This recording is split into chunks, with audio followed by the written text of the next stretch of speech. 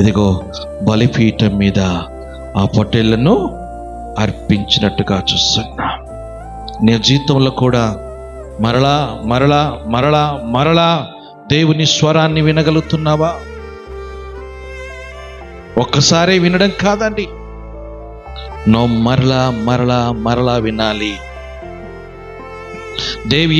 దేవుని వాక్యాన్ని సేవకులు చెప్పినప్పుడు, దేవుని వాక్యాన్ని బైబిల్ చదువుతున్నప్పుడు మరలా మరలా వినుట కొరకు నీవు వేగిలపడాలి. మరలా మరలా వినుట కొరకు నువ్వు సిద్ధంగా కలిగి ఉండాలి. ఒకవేళ నీ ఎదుట ఆ పొట్టేలు ఉన్నదని దేవుని స్వరాన్ని అబ్రహాముకు వినబడకపోతే ఏం చేయాలి ప్రభు అని స్వరము విన్నాడు. నీ జీవితంలో కూడా